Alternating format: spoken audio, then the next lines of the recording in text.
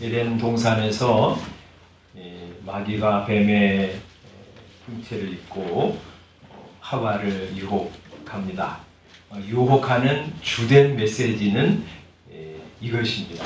너희가 하나님처럼 되라는 것이었어요. 그래서 3장 5절, 창세기 3장 5절에 보면 이렇게 말하죠. 너희가 그것을 먹는 날에는 선악과 먹으라는 거죠. 너희 눈이 밝아져 하나님과 같이 되어 선악을 알 줄 하나님이 아시니라. 하나님처럼 되라는 거. 하나님이 너의 주인이라고 하는 생각을 그거 깨뜨려 버리라는 거. 하나님이 너희한테 내가 너희 창조주야, 내가 너의 주인이고 너의 하나님이야 하고 말해도 그거 거절하라는 거. 왜 하나님이 내 인생의 주인이야? 내 인생의 주인은 나야. 내 식으로 나는 살 거야. 그렇게 말하라는 것이죠. 그렇게 살라는 것이요. 하나님이 이건 선이다 하고 말하면 내가 왜 그걸 선이라고 말해야 돼? 하나님이 이거 악이야 그래도 나는 내 식으로 판단할 거야. 그렇게 살라는 것이죠.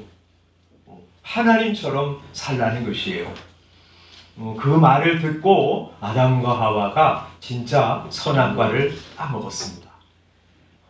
그 결과 사람들은 어떤 생각을 가지고 사냐면 하나님 필요 없어. 하나님이 이 세상을 지은 것 아니야. 내 인생의 주인은 내 것이라고. 누구도 나한테 뭐라고 할 필요 없어. 나는 내 인생을 내 식으로 살아갈 거야. 이렇게 생각하면서 살아갑니다. 하나님 대신 자기가 하나님 자리에 올라가는 것이죠. 자기가 이제 기준인 인생을 살아가는 것입니다. 그것을 적나라하게 보여주는 사람이 가인입니다.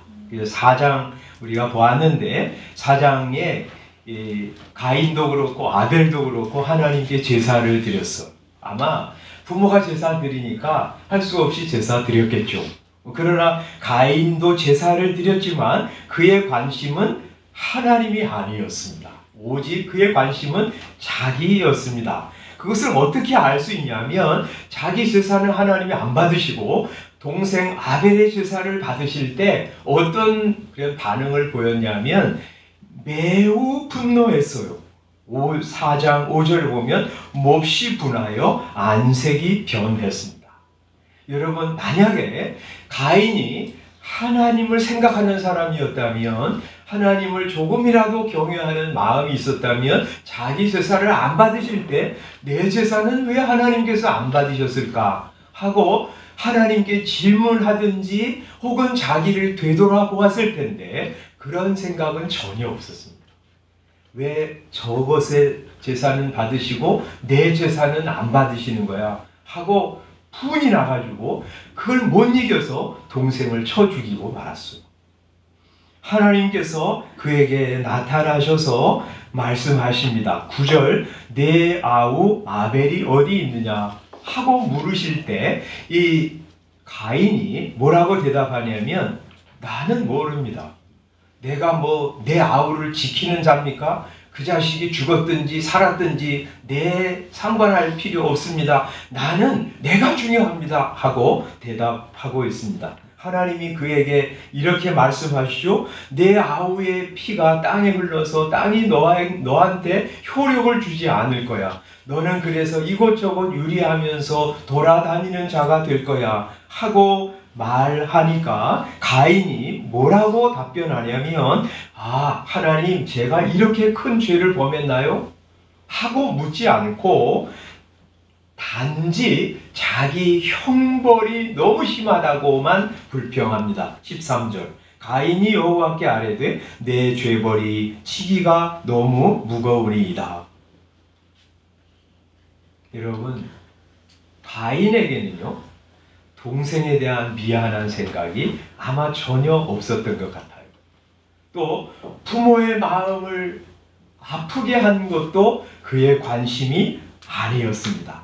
하나님이 하나님의 형상대로 지음받은 고귀한 존재를 죽인 것이 하나님 앞에 얼마나 큰 죄인지도 그는 깨닫지 못하고 있습니다. 오직 그가 생각하는 것은 자기뿐입니다. 그래서 벌을 받을 때도 벌만 생각하는 거예요. 너무 힘들다고. 이것이 하나님을 떠난 사람들의 특징입니다. 마귀가 너 하나님처럼 돼.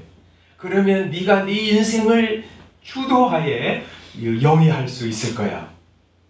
그게 행복하고 그게 자유로운 인생이야 하면서 말했는데 그 결과가 가인의 삶에서 그대로 나타나는 거죠. 그는 자기가 하나님 자리에 올랐고요. 자기가 기준이었고 자기가 선악을 판단하는 자리에 서 있습니다. 가인의 5대 손자인 라멕도 보면 가인의 자기중심적인 성향이 점점 더 심화되어 가는 것을 보게 됩니다. 그는 청년과 다투다가 그랬는지 혹은 청년이 실수로 자기한테 상처를 입혔는지는 모르지만 자기가 상처 입은 것 때문에 분노를 참지 못하고 그 청년을 죽여버렸습니다. 죽여버리고도 일말의 양심의 가책도 없이 그것을 가지고 노래로 자기 아내들에게 부르고 있는 것을 23절에 말씀하고 있습니다. 라멕이 아내들에게 벌써 하나님의 명령을 떠나서 하나님은 한 남자와 한 여자가 만나서 결혼을 하라고 했는데 벌써 이 라멕은 두 여자를 아내로 두는 것을 보게 되죠. 아다와 실라요 하고 그 두 아내를 향해서 노래를 지어서 만듭니다. 내 목소리를 들으라 라멕의 아내들이여 내 말을 들으라. 나의 상처로 말미암아 내가 사람을 죽였고 나의 상함으로 말미암아 소년을 죽였도다. 가인을 위하여는 벌이 7배라면 라멕을 위하여는 벌이 77배이리로다 하고 노래하고 있습니다. 이 말은 무슨 말일까요? 누구도 나를 건드리면 죽을 줄 알아. 나한테 상처만 입혀봐. 누구든지 내가 다 죽일 거야. 벌 받는다고? 심판을 받는다고? 심판이 어디 있어? 가인에게 하나님께서 표를 주셨잖아요. 야, 그래. 네가 다니다가 뭐 사람이 너를 죽이려고 하면 하나님이 주신 표를 보이거라. 그래서 죽지 않도록 하나님이 범죄하고 배반한 가인에게도 하나님이 은혜를 베풀어 주셨어요. 그래가지고 죽음을 면하게 하셨어요. 그것을 이제 왜곡시켜가지고 그렇게 말하는 거죠. 만약에 가인을 죽인 사람이 벌을 7배나 받는 것이라면 나를 죽이는 사람은 벌을 77배나 받을 거야. 하고 호언장담하고 있습니다. 그는 하나님과 하나님의 심판을 조롱합니다. 사람 생각하는 것이 전혀 없습니다. 모든 것이 자기를 중심으로 돌아가야 한다고 생각합니다. 그래서 나한테 잘해주는 사람은 좋은 사람이고 나한테 못해주는 사람은 나쁜 사람이고 내 기분을 좋게 해주는 사람은 선한 사람이고 내 기분을 상하게 만드는 사람은 악한 사람이라고 판단하고 사는 거예요. 하나님도 어떻게 생각하냐면 하나님이 좋은 것을 주실 때는 좋은 하나님이고 나한테 어려운 일을 주실 때는 나쁜 하나님이라고 자기가 선악의 기준이고 그것을 가지고 모든 만물과 사람과 하나님을 판단하고 있는 거예요. 그러니까 이 가인도 이 라멕도 자기가 주인의 위치에 올라서 모든 것을 자기중심적으로 생각하는 거예요. 창세기 4장은 이 두 사람이 예를 통해서 하나님을 떠난 사람들의 특징이 어떤 것인지를 알려주십니다. 하나님을 떠난 사람들은 이렇게 자기가 기준이고 자기가 주인이고 자기가 하나님입니다. 마귀는 우리를 향해서 지금도 네가 제일이야. 네가 기준이야. 네가 네 인생의 주인이라고. 네 식으로 사는 거야.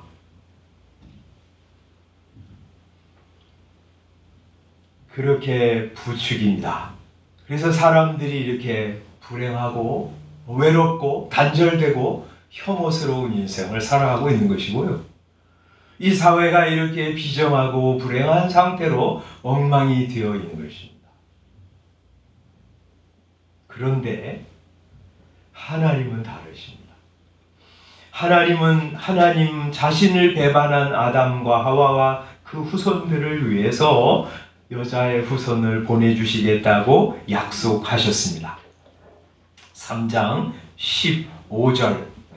15절에 하나님께서는 이 뱀에게 사탄을 향해서 심판을 선고하시는 가운데 이 하나님이 이 죄인들을 위해서 하실 일을 알려주세요. 그래서 15절 말씀에 보면 하나님이 이렇게 말씀하십니다. 내가 너로 여자와 원수가 되게 하고, 뱀, 이제 사탄을 향해서 이 여자와 원수가 되게 하신다고 하세요. 또 내 후손, 이 사탄의 아담, 악의 후손들도 여자의 후손과 원수가 되게 할 것이다. 그리고 결국에는 여자의 후손이 와서 내 머리를 상하게 할 것이고 너는 그의 발꿈치를 상하게 할 것이니라 하고 예언하고 계십니다.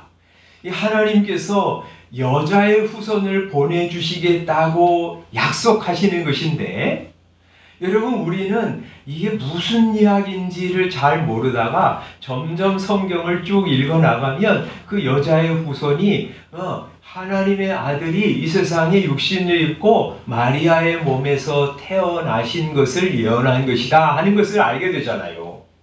그러니까 우리는 창세기 이 3장 요 말씀만 보면 무슨 말인지는 잘 모르지만 하나님은 분명히 알고 계셨어요. 뭘 알고 계셨어요? 내가 여자의 후손이 되어서 세상에 나가서 사탄에게 큰 상처를 입고 고난을 받을 것임을 지금 말씀하고 계신 거예요. 뭐 때문에? 이 마귀의 손아귀의 지배를 당하고 있는 하나님의 백성들을 건져내기 위해서 내가 그렇게 할 거야 하고 지금 하나님이 친히 말씀하고 계신 거예요. 또 하나 에덴 동산에서 하나님께서 하신 일이 가죽옷을 해 입히시는 것이잖아요. 이제 아담과 하와가 선악과를 따먹은 후에 자기가 누추하고 죄로 더러워진 존재라고 하는 것을 직감적으로 알아차렸어요. 그래서 뭔가 수치감이 막 엄습하니까 무화과 나무 잎을 막 따가지고 그것을 엮어가지고 치마를 해 입었어요. 그런데 여러분 생각해보세요. 나뭇잎으로 치마를 해서 몸을 가리면 그게 제대로 가려질 수 있겠습니까? 또 조금 있으면 말라가지고 떨어져 버리죠. 그래서 하나님께서는 그런 나무잎으로 만든 치마 대신에 가죽옷을 해 입히셨어요. 가죽옷을 왜 입히셨냐면 그들의 수치를 가리워 주시기 위해서. 그런데 그건 더 나아가서 말이죠. 단지 몸의 수치만 아니라 영적인 더러움과 부끄러움을 가리워 주시겠다고 하시는 하나님의 약속의 말씀이었어요. 근데 그 일을 위해서는 뭘 해야 됐어요? 짐승을 하나 죽여야 됐어요. 짐승을 죽여가지고 가죽을 벗겨서 그 가죽으로 우리 아담과 하와의 옷, 이 사이즈에 맞게 옷을 만들어서 해 입히신 거예요. 그러니까 하나님은 이 에덴 동산에서 가죽옷을 입힌 사건을 통해서 뭘 말씀하시는 것이냐면 앞으로 하나님의 어린 양이 오셔서 죄인들의 죄를 대속하시고 그들의 수치와 부끄러움을 씻으시고 가리워 주실 것이라고 하는 것을 미리 보여주시는 거예요. 그러니까 하나님은 이 가죽옷을 해 입히시면서 어떤 생각을 하신 거예요? 내가 너희의 죄와 더러움과 수치를 가리기 위해서 죽으러 갈 거야 하고 말씀하신 거예요. 이 두 가지 사건은 연결되어 있습니다. 여자의 후손을 보내주겠다고 하시는 약속과 가죽옷을 해 입히시겠다고 해 입히신 사건은 그래서 연결이 되어 있습니다.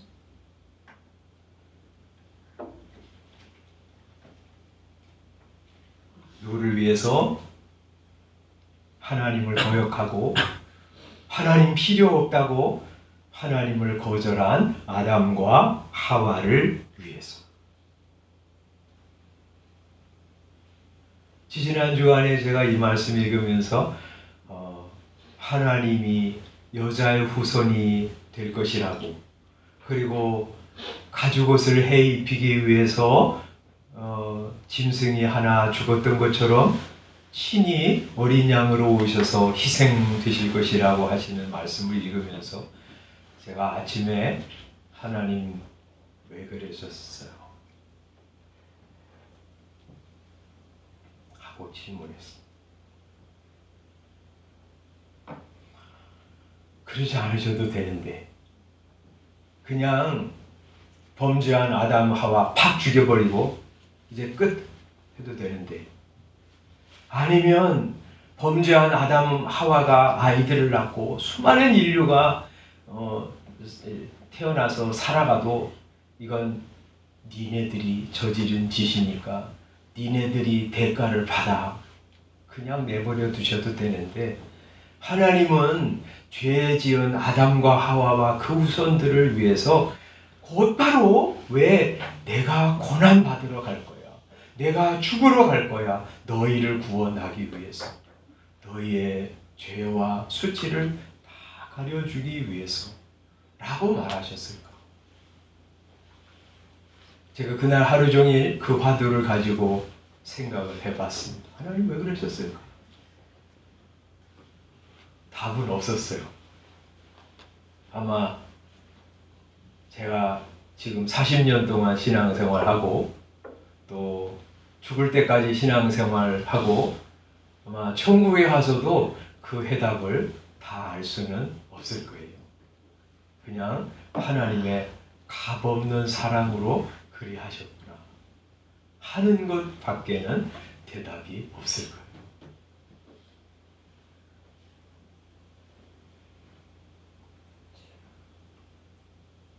하나님 당신보다 우리를 더 사랑하셨기 때문에 우리를 위하여 고난과 죽음을 택하셨습니다. 그래서 우리는 그것을 사랑이라고 부릅니다. 아담은 그것을 믿었습니다. 그래서 그의 아내의 이름을 하와라고 지었습니다.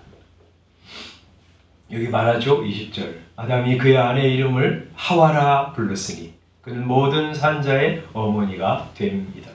하와라고 하는 이름의 뜻은 생명이라는 뜻입니다. 여러분 생각해 보세요. 아담은 자기 아내의 이름을 생명이라고 짓는 것은 굉장히 의외의 호칭입니다. 그죠?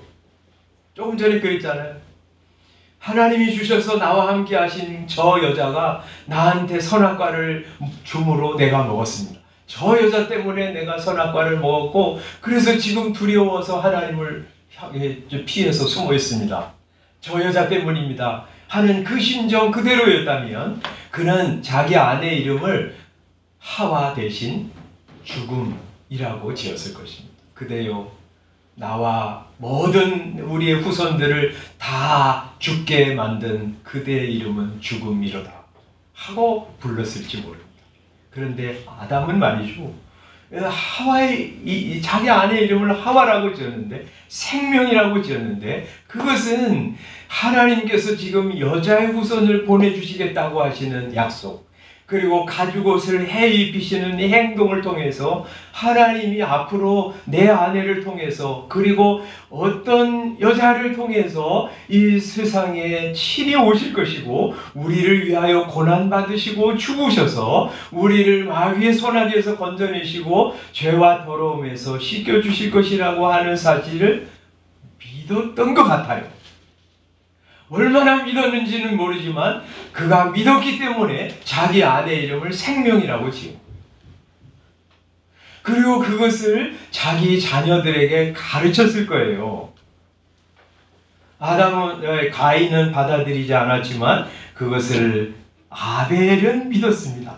그래서 그가 양의 첫 새끼와 그 기름으로 제물을 삼아 여호와께 드린 거예요. 그리고 그는 가인에게 죽임을 당했지만 하나님께서는 아벨 대신 셋을 주셨잖아요. 그래서 그 셋의 후손들은 여기 4장 26절에 보면 여호와의 이름을 부르며 살았습니다. 아마 그들은 여호와께서 약속하신 여자의 후손이 오셔서 우리를 구원하시고 우리의 더러움을 씻어 주실 것을 믿고 기다리며 살았기 때문에 이렇게 표현한 것이라고 생각합니다. 이제 그 여자의 후손이 오셨습니다. 누구죠? 예수님입니다. 죽음으로 마귀의 머리를 상하게 하셨고 마귀의 지배를 받는 우리를 흑암의 권세에서 건져내셔서 하나님의 사랑의 아들의 나라로 옮겨주시기 위해서 우리의 모든 허물과 죄를 씻으시고 우리의 더러움을 가리워 주시기 위해서 이 세상에서 오셔서 고난받으시고 친히 자기 생명을 희생하셨습니다. 그 여자의 후손이 오셨는데도 불구하고 지금도 세상에는 이 가인의 후손처럼 여자의 후손으로 오신 예수님을 받아들이지 않고 여전히 자기를 기준으로 살아가는 사람들이 허다합니다. 그들은 자기 기분, 자기 성향, 자기 이익, 자기 자존심, 자기 체면, 자기 평판, 자기 장래가 최고의 가치입니다. 그런 사람들이 점점 더 많아지기 때문에 이 세상은 이렇게 비정하고 무서운 세상이 되었습니다. 자기 기분을 조금이라도 상하게 하면 참지 못하고 불같이 화를 내는 사람들이 너무나 많아졌어요. 가인의 후손들이 훨씬 더 많아졌습니다. 미국에서 어떤 사람이 차를 타고 가다가 건널목에 있는 한 청년을 총으로 쏴 죽였습니다. 체포가 돼서 경찰이 신문을 합니다. 저 사람 아는 사람입니까? 모릅니다. 근데 왜 죽였습니까? 저 사람이 저자가 나를 쳐다보잖아요. 기분 나쁘게. 그게 뭡니까? 자기가 기준이에요. 자기가 하나님입니다. 자기 기분을 상하게 하면 누구든지 죽입니다. 요새 데이트 폭력 얼마나 많아요. 남자 여자 잘 사귀다가 이별을 통보하니까 전에 같았으면 그래 우리 한동안 사랑했는데 헤어질 수밖에 없게 되었지만 너 행복하게 살아라 하고 보내줘야 되는데 요새는 이별을 통보한 여자애를 막 죽여버리고 내 기분을 너 상하게 했지 너 나를 버려? 내가 누군데? 자기가 기준이고요. 자기가 하나님이에요. 이런 사람들이 허다해지니까요. 세상이 이렇게 엉망이 되어가고 무서운 세상이 되는 거예요. 그런 극단적인 사람만 자기를 기준으로 삼고 살아갑니까? 아닙니다. 자기 기분에 안 맞으면 불같이 화를 내는 사람. 자기 스케줄대로 일이 풀리지 않으면 참지 못하는 사람. 분노 조절 장애로 힘들어하는 사람들이 너무너무 많은데 그 근저에는 이거예요. 내가 하나님이야. 내가 내 인생의 주인이야. 내 인생은 내가 원하는 대로 내 스케줄, 내 시간표대로 진행이 돼야 돼 하는 생각을 가지고 있는 거예요. 그거 안 되니까 참을 수 없는 거예요.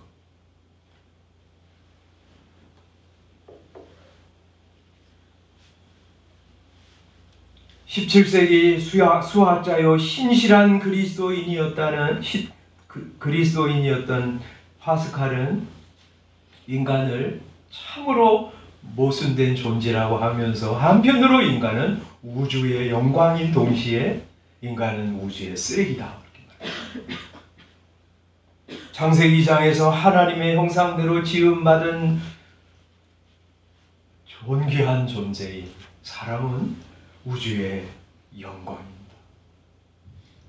하나님을 저버리고 하나님을 그 권자에서 끌어내고 자기가 하나님 자리에 올라가서 자기 기준으로 판단하고 선악도 기분도 인생도 전부 자기 중심으로 판단하고 사는 사람들이 가득하기 때문에, 가인과 라멕과 같은 사람들이 가득하기 때문에 이 파스칼은 인간은 우주의 쓰레기라고 합니다.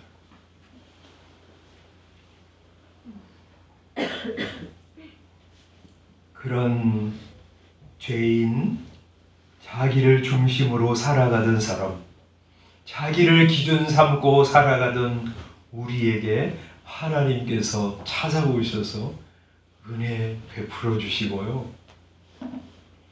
예수님의 사랑 알게 하셔서 우리가 그리스도인이 된 거예요. 그래서 우리는 하나님의 이름을 부르는 사람이고 여자의 후손으로 오신 예수님을 믿고 감사하는 사람들이 된 것입니다. 그 예수님을 만난 후 사랑을 알게 되었어요. 그래서 우리는 이제 뭘 사랑하냐면 자기를 사랑하는 대신 하나님을 사랑하기 시작합니다. 하나님 사랑받은 사람은 정말 이제 하나님을 더 많이 사랑하기를 원합니다. 하나님을 더 사랑하지 못해서 죄송할 뿐입니다. 그리고 우리 가까이 있는 사람들 사랑하기 시작합니다. 뿐만 아니라 우리는 이제 우리 위에 하나님이 계신 것을 기꺼이 인정하면서 살아갑니다. 가인의 후손들처럼 자기 기분, 자기 감정, 자기 이익에 따라서 살려고 하지 않고 하나님이 뭘 원하시나, 내 속에 들어오신 성령님께서 내게 뭘 원하시나 하는 것들을 귀 기울이면서 그 뜻에 맞추어서 살아가려고 합니다. 그래서 몸이 약한 사람들은 하나님, 나를 왜 이렇게 허약하게 만드셨어요? 왜 약한 존재로 태어나게 하셨어요? 하고 원망하고 자포자기하지 않고 그런 허약한 몸을 가지고 그래도 몸을 강건하게 하려고 애쓰고요. 또 허약하고 장애가 있어도 그걸 통해서 하나님이 영광 받으시고 하나님의 능력을 드러내십시오 하면서 가려고 합니다. 고린도후서 12장에 바울사도 한 고백이 그거잖아요. 자기 육체에 가시가 있어서 하나님께 3번 기도했어. 하나님 이거 없애주십시오. 떠나가게 해주십시오. 그랬더니 하나님께서 응답해 주신 것이 고쳐주시는 것이 아니라 내 은혜가 내게 족하다 말씀하시면서 이는 내 능력이 약한 데서 온전하여짐이라 말씀하셨어요.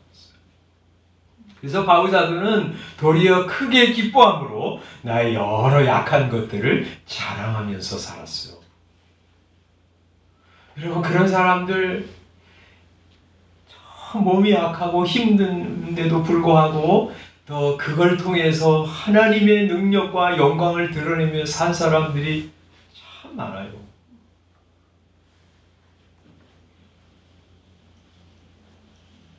요하네스 케플러라고 여러분들 이제 학교 다닐 때 배우셨을 거예요. 위대한 과학자죠.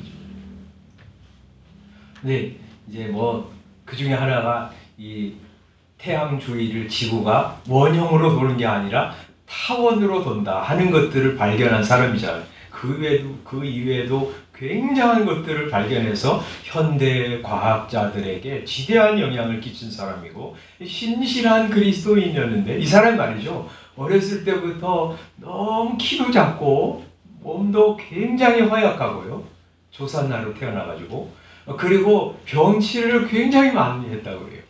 천연두에 걸려가지고 거의 서너 달 동안 죽을 지경에 있었다고 그래요. 커서도 열병에 시달리고 천식에 시달리고 두통 발진에 시달리면서 살았는데, 그런 몸을 가지고 말이죠, 하나님 나 같은 사람 왜 만드셨어요? 왜 이렇게 약하게 만드셨어요? 하고 말하지 않고요, 그냥 이렇게 생각한 거예요.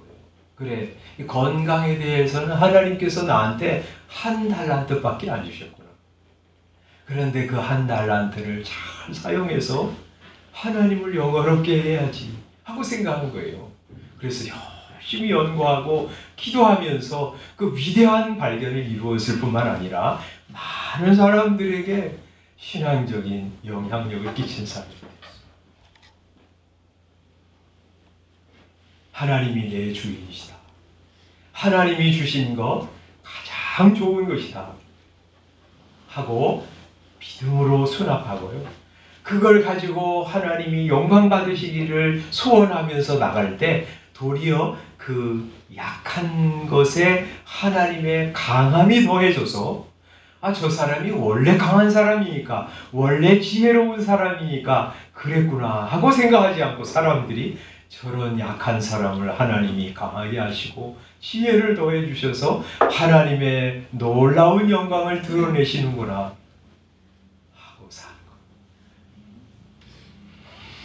여러분, 내 인생이 내 생각, 내 계획대로 되어지지 않을 때 하나님 이게 뭐예요? 하고 따지려는 생각이 들잖아요.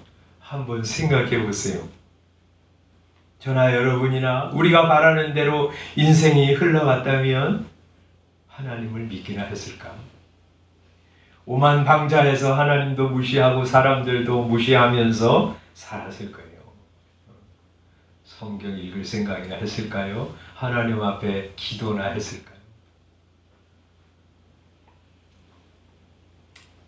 저도 이렇게 지난날 되돌아보면 내가 목사가 되고 싶었을까? 그러지 않았어요. 근데 여기 이렇게 목사가 돼 있어. 대본교회 목사가 되기를 원했나? 대본교회 목사가 돼 있어. 내가 이런 작은 교회 목회를 할 생각을 했을까? 뭐 그렇기도 하고 또 안 그렇기도 할 거예요. 그죠? 제가 전도사였을 때 또 혹은 목사였을 때 저한테 그런 얘기를 하는 사람이 좀 있었어요.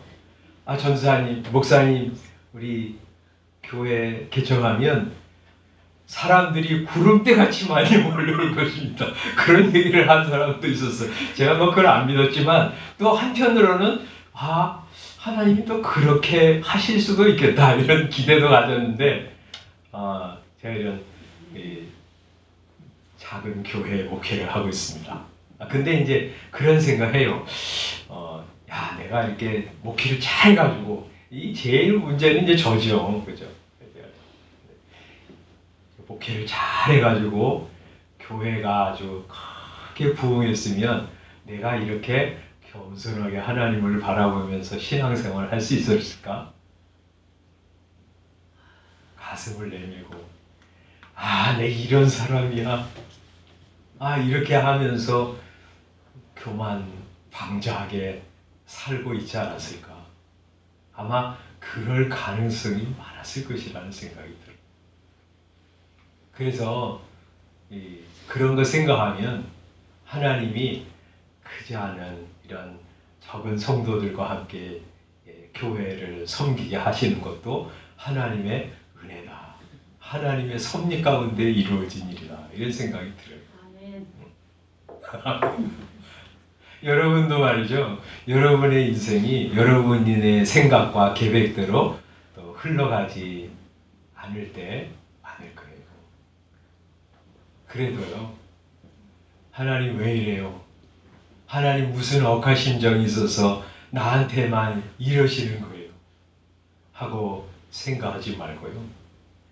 하나님께서 이런 자리에 두시는 거 감사하게 여기면서 거기서 주님 주목하고 주님의 인도하심을 따라서 살아가는 거예요. 그런 우리를 통해서 하나님이 영광을 받으시고요. 주의 일을 이루어 가세요.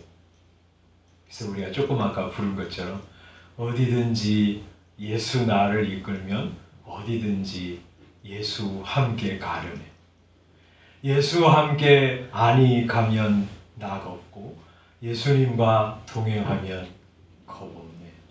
어디를 가든지 겁낼 것 없네. 어디든지 예수 함께 가려 하고 고백하면서 가는 거예요. 하나님은 제 인생의 주인이십니다. 하나님이 저의 하나님이십니다. 하나님께 제 인생 맡기고 갑니다.